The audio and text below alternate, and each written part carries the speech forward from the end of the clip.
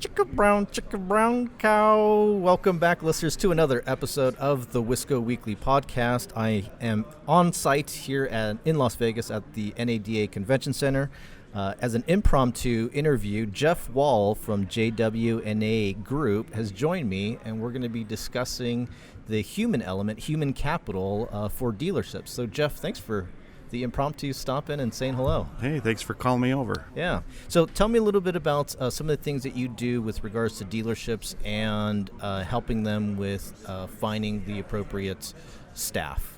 Well, finding the appropriate staff is kind of, people don't understand what a car salesperson or what an automobile person does. And what I do is I go out and I do a workshop for one day. And don't mention what dealership it is, and I do a sales workshop, and then I would get the interviews for the salespeople, and I've been doing that, been very successful, about 70% hire rate. Hold on, let's back this up here. So you go to a dealership? Nope, I would go to a city and talk to dealers and see how many, and it's big, human capital, salespeople are very hard to find right now. And just by putting an ad in the paper, they don't understand it. People don't understand this is actually a job where you can make $40,000 to $125,000 a year. So we would put on a one-day sales workshop. Explain. Where are you finding these people then? So you go into a city. Yep, we go into a city and we get on Indeed, Monster.com, and we advertise the one-day sales workshop with a guarantee hire of 90% and get lots of hits. And average class is about 15 people. Average hire is about 5. Several big dealer groups that I've went to. They like the way it goes because I explain what an 8-car salesperson does every day and what a 35-car salesperson does every day. So I'm curious here because just a little background on me. I used to work in the car business myself, did retail and fleet, and so one of the changes I see happening, and I'm curious to hear your thoughts on this, is the industry, because there hasn't the sales side of a dealership hasn't been as profitable. There's this trend that you're starting to remove commission-based salespeople and going more towards hourly. Is that a good move? Is it inevitable? How can dealers benefit from that transition?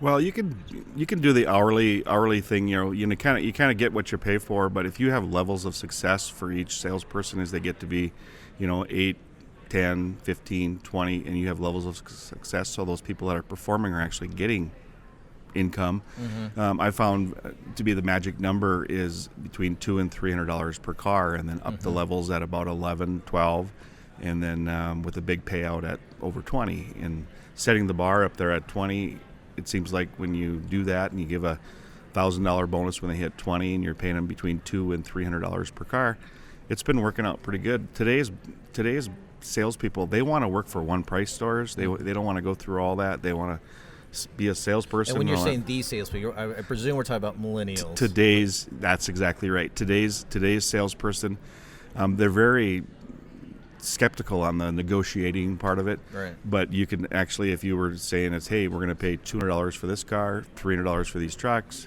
And if you sell 10 at $300, that's $3,000. If you sell 20, that's $6,000. So that's interesting. It's definitely a hybrid type of model to a comp plan, because certainly, as I get to talk with customers, car buyers, and as I tell them about how, just know at that dealership they're starting to move to an hourly, and immediately it's like the customer themselves, they kind of start to get to this point where it's like, oh, really? And they have this expectation where it may not be then, I don't want the overly aggressive salesperson, but I also want somebody to earn my business, and they don't feel that hourly person's going to do it. But a hybrid model, as you're suggesting, would kind of do that. Right. Do you have any experience where that's been implemented at a dealership that you can share some anecdotal stories? Well, I've been a general manager for over 20 years at a car dealership, and so tell us actually about that first. Yeah. Okay. Well, I got into the car business in 1984. I was going to school to be a highway patrolman, and I took a summer job selling cars, and I've been in the car business ever since. And in 2015, I tried to get out of the car business, and it just didn't work. So always happens.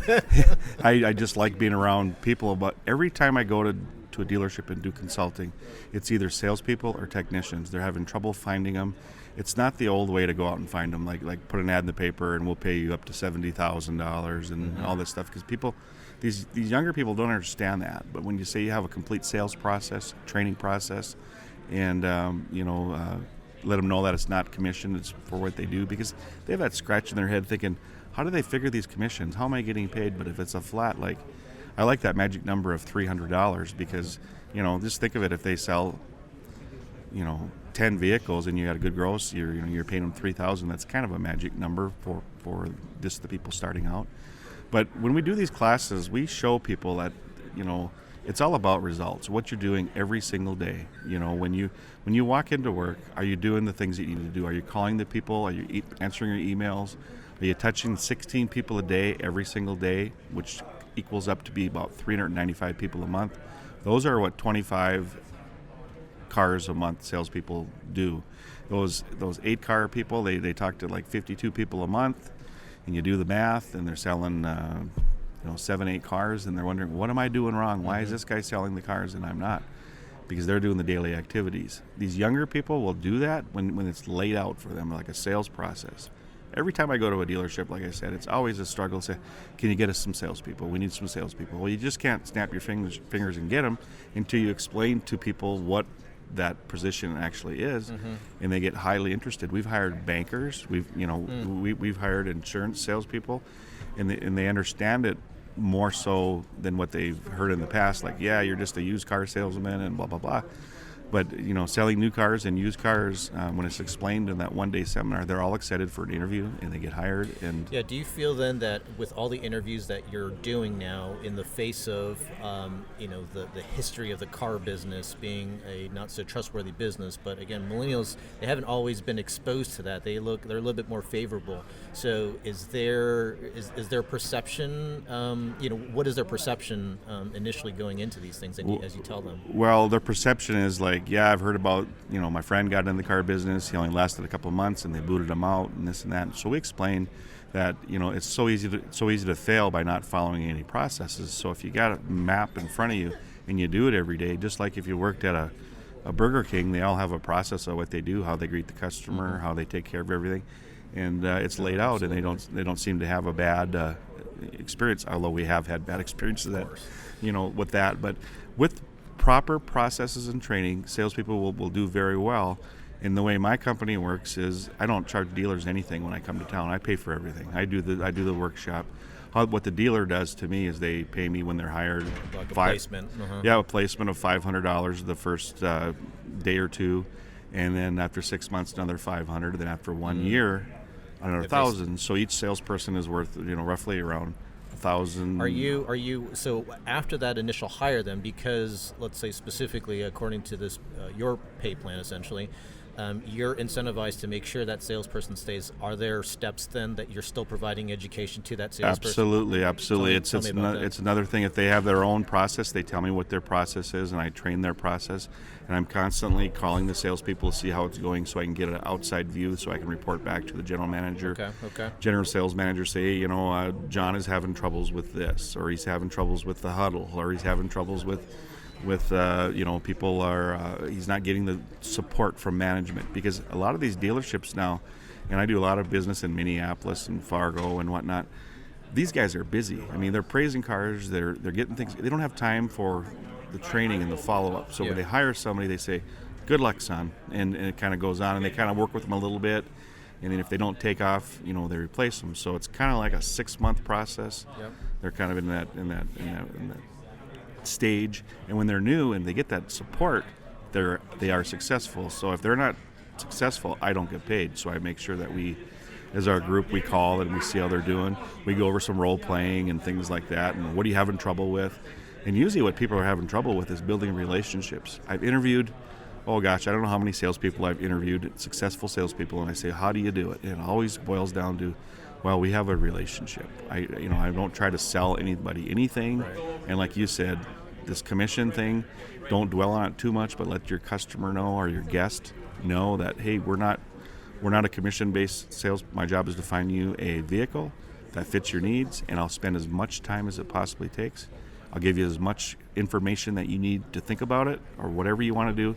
And then all of a sudden the relationship starts going, and you start talking about their family, their occupation, their recreation, and what actually is motivate them. What do they want to accomplish today? And usually, if they're younger, they want to buy a car in less than 60 minutes. And there's questions to ask. You know, the seven most, to increase closing ratio to these salespeople, you tell them there's 7 words you need to know. Would you like to buy the car? You know, because they get to the point, well, what do you think? What do you mean, what do you think? But, you know, they present, they do everything and say, would you like to buy the car? And you train them to be aggressive on That's actually such a good point, because so in the process of taking some of my clients around to different dealerships who are looking at cars, and when I've had the opportunity to meet an hourly salesperson at the very end of our experience, it's always, well, thanks for coming in, and it's kind of like, well, look, I know you're hourly, but still, I show a little bit of effort that you want, you know, my client's business here. I guess this kind of leads to then another question, which is, it seems then there's a bit of, you know, some pretty standard philosophies that you teach, and perhaps some metrics that you focus on? Absolutely. Can you tell me then about that? Well, the metrics that we focus on are activities, building relationships, getting that, you know, talking to 3 fresh customers a day. If you don't find them, you go find them. I got a quick story. It takes about probably 45 seconds. We had a salesperson I interviewed. I said, how do you do it? He said, I go out. If I don't get my ups for the day, 3 ups, I go out and find them. For example, he went to the bank, cashed a 20, and said, whose Avalon is that out there? He said, that's Bill's. Goes upstairs and talks to Bill, and Bill happened to be the vice president of the bank. Said, Bill, I'm doing business at the bank. Tell me about that Avalon that you got there. Would you like to trade it? No. Okay, well, how many vehicles do you have? Well, wife has a Camry, son has an Accord. And of those vehicles, which one's going to be ready for trade? Well, probably my son. He's going to college, and the Accord has 170,000 miles on it. What happened, the salesman told me, I just gave him my card, told him what I did. No problem. Here's my card, you know. About 2 or 3 weeks later, one of the employees came up and said, my husband wants me to buy a Equinox. What can you tell me about that? And Bill kind of looks around and goes, hey, well, this guy was in the other day, and he gave him the card. She came in and bought one of those GMC sister vehicles. I forget what they call them, Terrain. Okay. And so his prospecting paid off. Prospecting doesn't pay off all the time. That's why people hate it, because it's such a...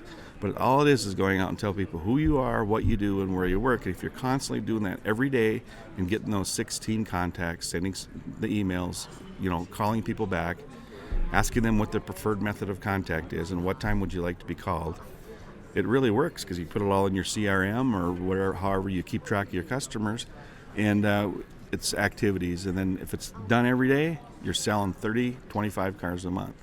If you come to work to wait, that's what you get. You know, it's the hope system. I hope I talk to somebody. I sure hope somebody walks in. Or if you get on the make it happen system and you go out and you make things happen by doing your daily activities. And when I explain that to the salespeople during that training, they understand. Yeah, because it's I mean, the way you explain it is very simple. It's easy. I can understand how people who are new to the car business, how this would be a breath of fresh air for them to understand the process. And I think that's what you've been emphasizing here so far. Right, a defined process that works. And even if you want to have a playbook, we do playbooks for the sales staff all the way from the meet and greet. You know, car dealerships are kind of still all in the same thing. They're doing that thing that's all the way back to the 50s and 60s. Well, you got to meet and greet them. You got to give them a good presentation. You got to give them a walk around. You got to give them a dealership tour, which kind of came 10, 12 years ago or 15 years ago. Dealership tour. You got to show them what we offer. And then we do the write-up, and then we do the delivery, and that's how you sell cars. Yeah. That's not necessarily the case. It's basically the case is that, you know, we have to wow our customers when they come in, and we got to ask the right questions. Like the first time they walk in, you say, hey, welcome to the dealership. My name is Jeff, and you know, what brings you to the store today? Were you looking at something online? They pull out their phone, and they say, yes, we were looking at these two. You just got a half hour of all that other stuff, and let me pull them up for you, and then you start building a relationship with them, and they like that because it's quicker, it's faster, and I'm seeing these dealerships advertising where they can deliver a vehicle in less than 60 minutes because they're training the people how to ask the questions. Yeah, and so is that kind of the, you know, if we were to look then towards the future, the shift that you start to see happening within the car business is a very expedited 60-minute process that you can spend with this type of person who can source this out. Is there anything more to that with regards to the future? Well, some of the future is if you go around the NADA convention here, they're talking about these kiosks and whatnot, how customers don't want to talk to salespeople and things like that. That's totally, I believe, is totally wrong. They want a relationship. They want someone that they can call for their warranty book or this or that. They want a relationship, but they also don't want to be like super sold on anything. And if they're trained the right way to ask the questions by asking them what would you like to accomplish after you've built a little rapport with them and their occupation and recreation and whatnot. Well, I think this is kind of one of the old adages of the car business is that people buy from people. So therefore, the relationship is still paramount, and that's great. Then that you have a program like yours that is properly doing the education before the salespeople get on the front lines and start dealing with customers. Right. I mean, through our one-day workshop, they're actually ready to take an opportunity. They've got a meet and greet, and they got a little type of a thing they go through to build a quick relationship in 3 minutes by talking more about the customer rather than about themselves. Next thing you know, that customer's saying, hey, great. And then you'll ask question, what would you like to accomplish? Well, I want to trade that car for that truck. And okay, well, let's make things happen for you a little quicker here. Let me get it appraised or whatever. That's another thing. These older, you get the older generation sales managers and general managers. They all want to go through their process. And if their salespeople aren't going through the process, they get all mad. Hey, why didn't you take that guy for a test drive? We want to go at least 70% test drive, but there's like 20, 30 that they don't want to test drive. Mm-hmm. They just want to get right to the point and buy a vehicle, like walking into a store and buying something and going out. If we start pushing them, we have to take you for a test drive. It's part of our satisfaction policy or this or that.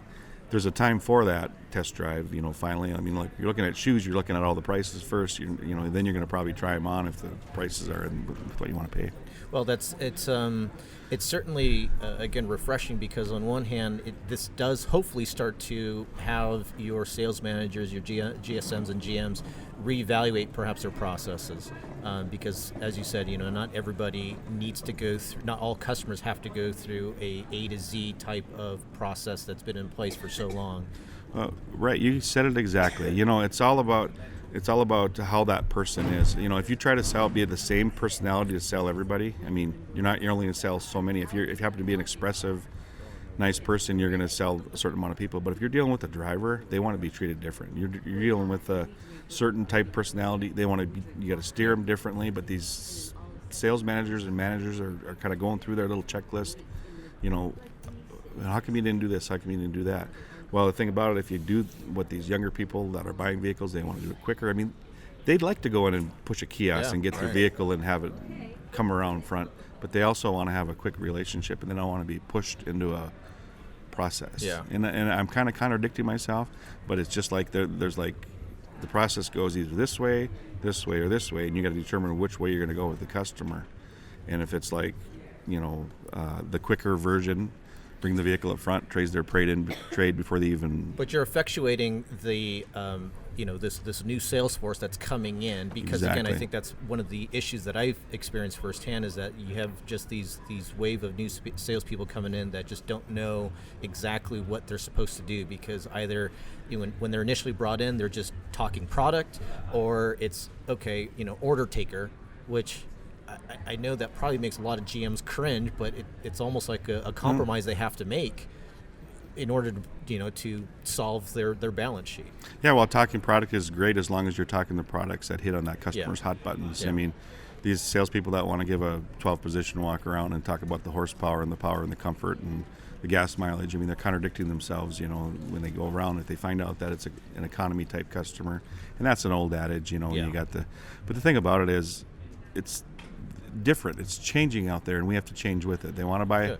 People want to buy in less than 60 minutes. Sales managers don't know where to find salespeople, and actually, they're right in your community. They're right in your community, and they don't. They're working somewhere. Well, so how can people find you, Jeff? Well, you can find me online at jeffwahl.com, or you can find me. My email address is I got several of them, I guess, but. Jeffrey_Wahl at iCloud.com. And that's WAHL. Yep, just like the Clipper, I guess. Yep, and basically you you ask for the information. I'll send you a packet and how it works. And if it's a big enough city where I can do it, the dealership gets no repercussion until I actually do the class, and then I say, here's the opportunities that we have in the area. I can line you up with an interview. They get hired, and that's how I get paid. But if I pick the wrong person, it's not good for me, because if they don't last 6 months or a year and they don't have the qualities of being a salesperson, I don't win. So I don't succeed unless my client succeeds. Excellent. I put all the money up front as far as the Holiday Inn hotel room, or whatever you call it, the speaker room, and I have a PowerPoint presentation. I have handouts. I have 50 ways to generate business. I tell them, here's the activities that you can do, and just keep on working your program, and don't rely on your sales manager or general manager to train you to be a salesperson. You have to be a constant learner every day. And by golly, podcasts like yours, going on the YouTube, everybody's out there trying to teach you how to do it, where you just be a student of the business and you keep growing. Listening like to your podcast. I mean, if they're not going to grow, if you're not growing, you're rotten. Type of deal. What do they say?